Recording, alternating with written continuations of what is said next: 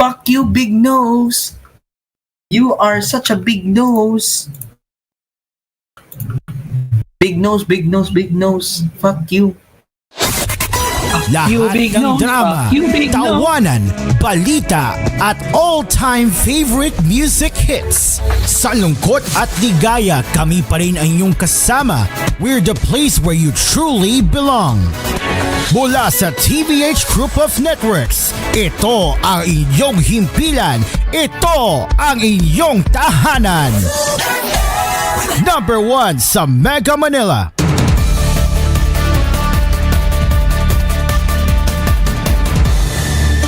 This is koolNews Primetime!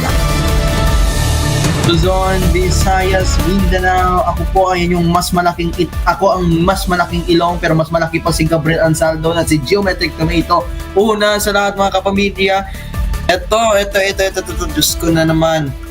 Sabi ni Kimbo, 6.3325 trillion budget legal. Bycam report contained correction. Yung proposed 6.3 trillion budget for 2025 is lawful and enforceable even as the bicameral conference report had corrected/adjusted entries. Acting Appropriations Panel chairperson Stella Kimbo said in Monday. Kimbo, a Marikina City representative, said she issued the statement to reaffirm the statements made by President Ferdinand Bongbong Marcos Jr., Executive Secretary Lucas Bersamin, Project Secretary Amena Pagandaman, and Senate President Francis Escudero.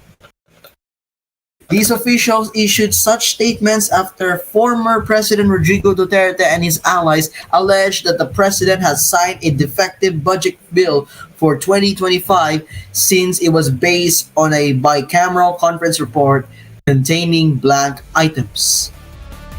The bicameral report explicitly authorized the technical secretariats of both the Senate and the House of Representatives to implement corrections and adjustments required. These do not affect the integrity nor the legality of the budget. The 2025 General Appropriations Act is lawful, valid, and fully enforceable. The enrolled General Appropriations Bill, which the President signed into law, is complete, with no blank allocations among its 235,000 line items, Kimbo added. When the members of the bicameral committee, including herself, signed the report, Kimbo said that all appropriations have been determined and approved, meaning no changes were made. The enrolled General Appropriations Bill has been made publicly available, providing the best evidence of its completeness and compliance with due process. Makikita lahat ito, walang tinatago. Any suggestion of impropriety is unfounded and appears to be politically motivated rather than prompted by genuinely substantive concerns. It is unfortunate that the administrative matter is being maliciously misconstrued to create controversy when there is none, Kimbo added. In closing, Kimbo said discussions of the matter shall end giving the comprehensive explanation. Meanwhile, e-wallets have enabled gambling on scatter, according to Solon. Santa Rosa, Laguna, First Lone District Representative Dan Fernandez on Monday, January 27, expressed concern over how e-wallets have led to the rise of gamblers in the country, particularly those who play scatter. In his privileged speech, Fernandez said that many Filipinos had been addicted to scatter, which was previously available to only casinos after it had been made available on mobile phones. Now, hindi mo kailangan pumunta na casino. Sa mismong loob ng bahay mo, kahit saan, kahit kailan, makakapag-scatter ka na hindi nalalaman na kahit sino. Sabi niya, wow! Gambling pa talaga, guys. Magsusugal dyan. The rise in the number of people playing scatter was made possible by technology, specifically by platforms offering mobile banking. With these apps, users could make instant deposits and withdrawals on popular betting websites that they previously could not access without credit cards. Ang pagsibol ng online gambling platforms and lax regulations have encouraged a surge of gambling in this country.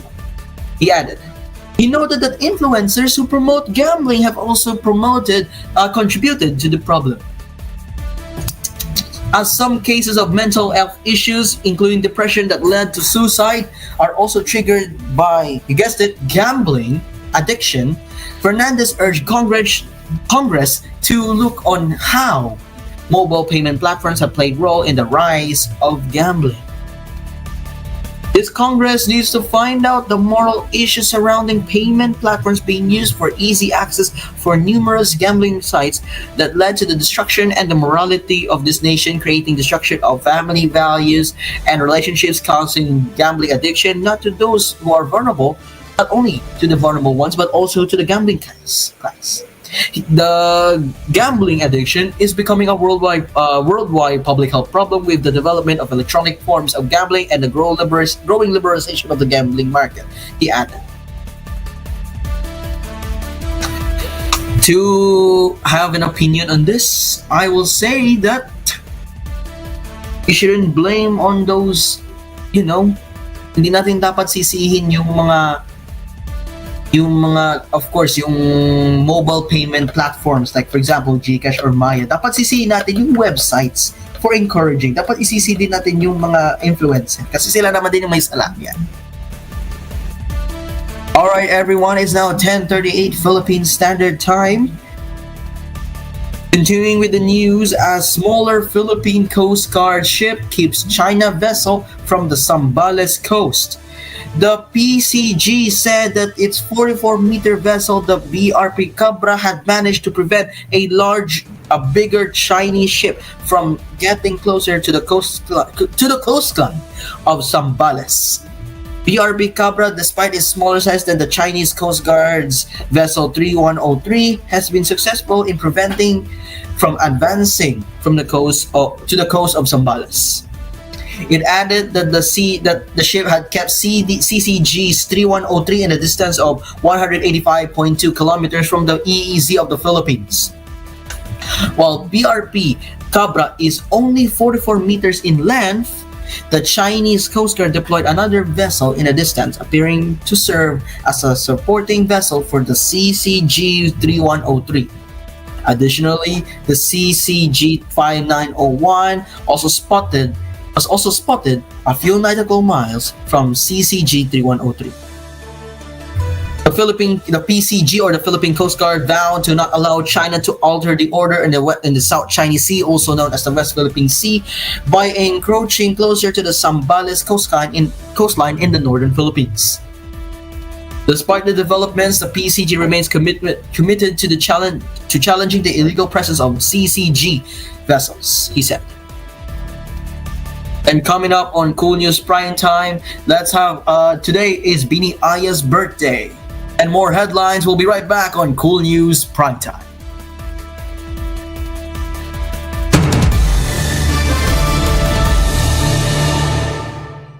This koolNews edition was brought to you by Fuji Denso Home and Commercial Appliances, where you get reliable, durable, and energy-saving products. Upgrade your usual appliances of Fuji Denso HV inverter appliances. Fuji Denso, quality above all. UGen's 5G experience, now available with 1 GB data for Bidi.Global.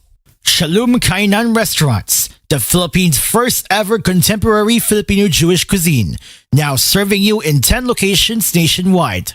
Unique toothpaste, Maxalaga with maximum fluoride protection, manufactured by ACS Manufacturing Corporation, ISO certified world-class quality. ACS. And Jor Ace Supermarket, ang budget-friendly supermarket ng Pilipinas, now in 6,900 locations around the Philippines and Southeast Asia.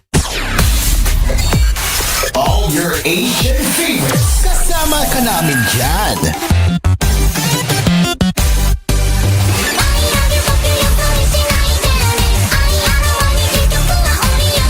all your favorite anime songs with 100% acid. Weekends, 11 a.m.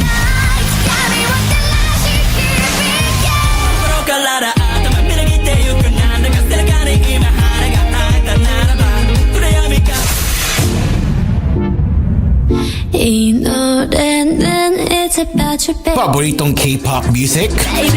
Nandito lahat yan sa K-Music with Lisa Mangubat. Weekends, 4:30 p.m. Bring the pain like just stop, crank, run 'em, just stop, crank, run 'em, just stop, crank, run 'em, get 'em, get 'em, get 'em. I wanna dance, the music's got me going. Kasama ka namin dito sa Cool FM. Ang iyong himpilan, ang iyong tahanan. Number 1 sa Mega Manila. You're listening to Cool FM. Number 1 sa Mega Manila. Nationwide pa. Petron Gasul, Petron Gasul, Petron Gasul, kasaligan sa kusina, sakto sa timbang. Tung sa True Blue Flame, grabe yun kasulid, gold quality standard, dilig yun ka maipit. Petron Gasul, maugoy kasaligan, daghang usunod, pero di yun matukngan. Petron Gasul, Petron Gasulista, Petron Gasul, Petron Gasulista, Petron Gasul, Petron Gasulista, Petron Gasul. Mama, daming time sa lahat ng gusto nyo. Mama, daming time, Champion Detergent ang gamit ko. Champion na! Sa Champion Quick Wash Technology, less time sa lavada, more time sa pamilya. Pangarap ay umangat pero minsan ay salungat. Sa barangay nagtutulungan at may taglay na kabayanihan. Kabayani kita sa Ginebra, ikaw ang inspirasyon. Kahit di madali, katuwang sa bawat sandali. Kabayani kita, oh, sa One Ginebra Nation. Sa tapang nyo, mas ganado ako.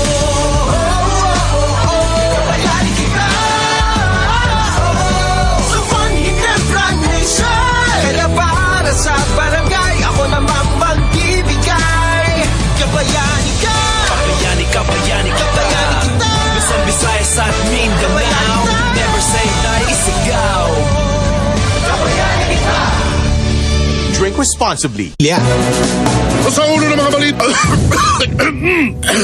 Nabitin? Magtusiran Forte with Total Cough Relief Formula. Laban sa dry non-stop ubo, kati sa lalamunan due to post-nasal drip at sakit sa kakaubo. Tusiran Forte! Unilab yan. Dextromethorphan, HBr plus phenylpropanolamine HCl plus paracetamol is the generic name of Tusiran Forte. If symptoms persist, consult your doctor. Mindanao, Visayas at Luzon. Sa bawat problema, ay may solusyon. Mga batas na para sa kabataan, centenarian, solo parent, PWD at marami pang iba. Kontra gutom at kontra korupsyon. Ako ang nagsusulong, kayo ang kampiyon. Senator Amy Marcos sa Alni Solusyon. This is a paid advertisement. Mancha, mancha, mancha, ang daming labada. Sa unang babad pa lang, si Breeze nagtatanggal. Based on lab test mud and polyester, results may vary. Mancha, Breeze 3 washes back ka na. Kahit 3 times dami ng laba, Breeze 3 washes pack. Refers up to 3 wash loads, up to 18 to 20 pieces per wash. Breeze. Ang new Biogesic for Kids, di na kailangan ni shake. Syrup formula na. Para pag may lagnat ang anak, buhat agad, inom agad.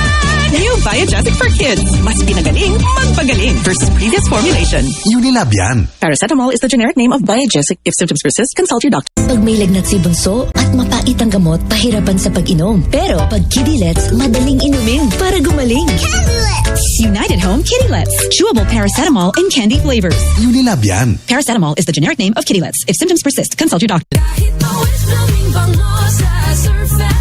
New Surf Satin Fresh and Blue. May 3 times amoy pawis shield. Kaya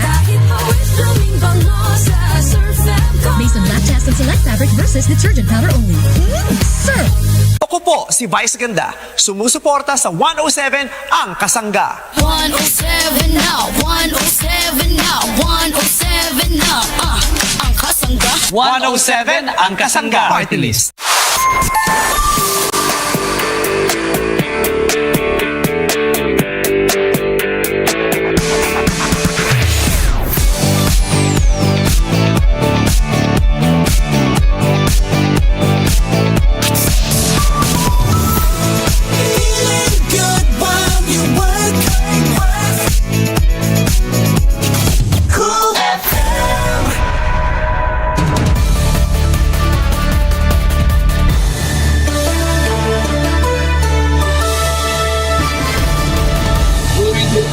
Cool News Primetime. Bago mo na yan, meron akong sasabihin.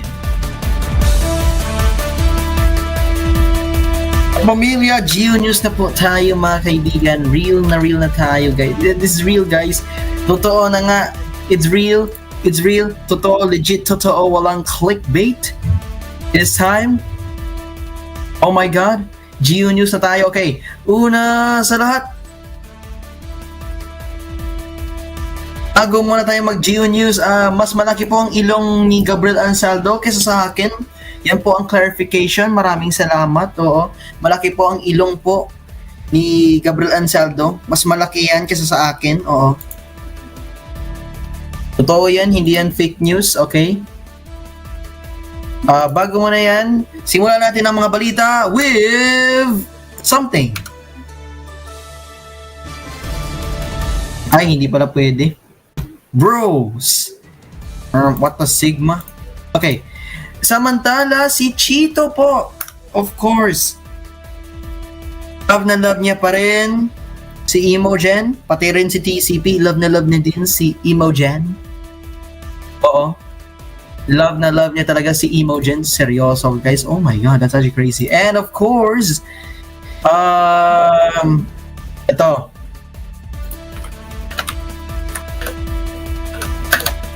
Hear me out. Guys, alam nyo ba si MSA? Mayroon siyang sinabi sa akin.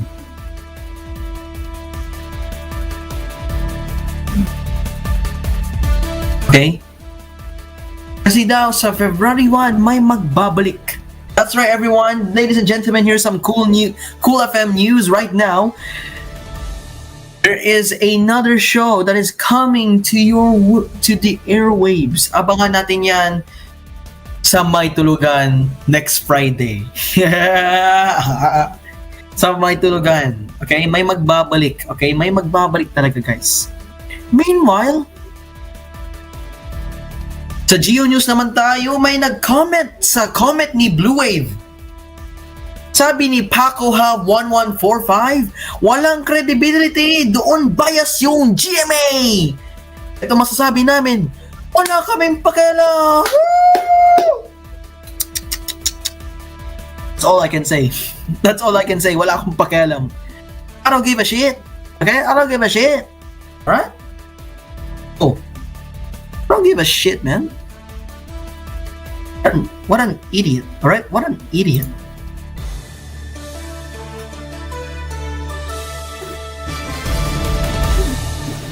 Alright. Now for today's news.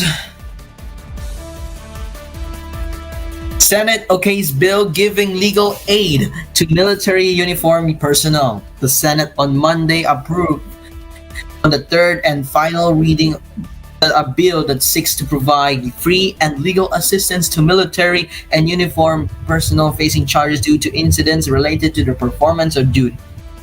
Senate Bill 2814, or the proposed free legal assistance to military and uniform personnel act, was approved by 21 affirmative votes, 0 negative votes, and 0 abstention. According to Senator Jinggoy Estrada, sponsor of the bill, those who are eligible for free legal assistance includes officers and enlisted uniform personnel of the AFP, the BFP, the BJMP, the PCG, the Bucor, the PNP, and the NAMRIA. Retired, honorably discharged, and separated MUP could also avail of the assistance. SB 2814 also provides that the free legal assistance will provide legal representation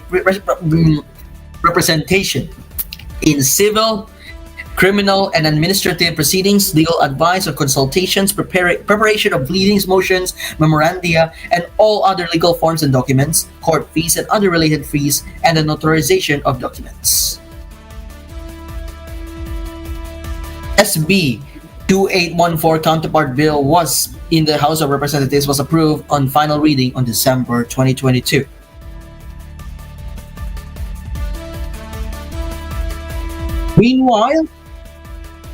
Dinagyang Festival of Iloilo invited to perform in New Zealand and Japan. The Dinagyang Festival of Iloilo City has been invited to perform in New Zealand and Japan. With their invitations, we will proudly showcase Iloilo City and the Dinagyang Festival to an international audience, thus promoting our rich culture and artistry, said Mayor Jerry Trenas after the weekend highlight. Preview ahead of Las Vegas National High School emerges as Champion of the Year in the Ate category of the competition of the festival that honors the Santo Niño or Child Jesus. The street performances of the Dinagyang depict the folkloric story of the pact between the native Ate people and the Borneo migrants of Panay, as well as their conversion into Christianity. The Dinagyang has participated in many cultural events in the United States, Japan, Singapore, and Hong Kong. Last year, the Dinagyang was awarded by the Asian Pacific Folklore Festival of 2024 by the International Festival and Events Association in Thailand.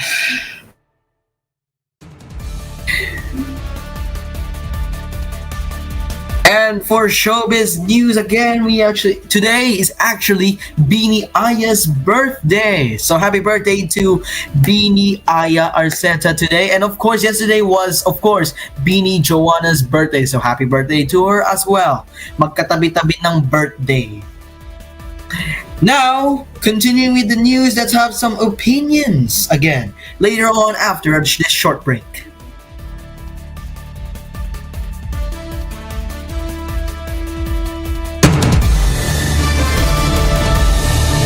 Kung ilong si Gabriel Ansaldo, maraming salamat.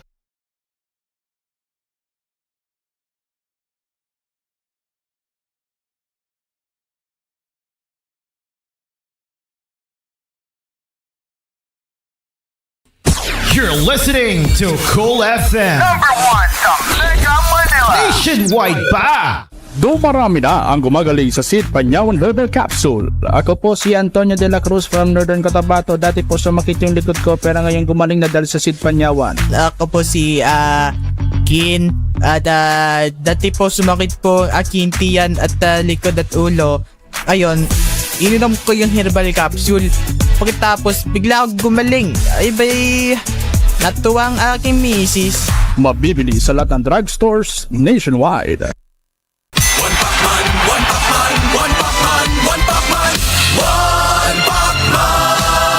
One Pacman Party List. Champion sa sports. Number 22 sa balota. 22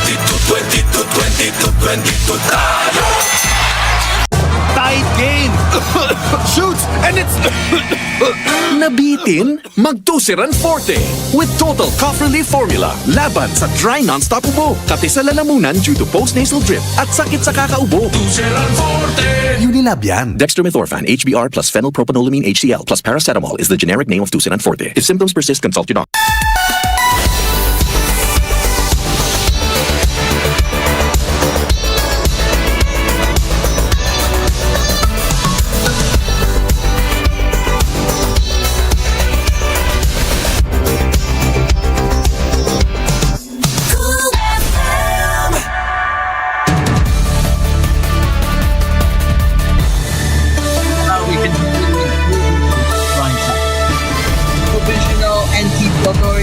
Starlink Internet Services urge.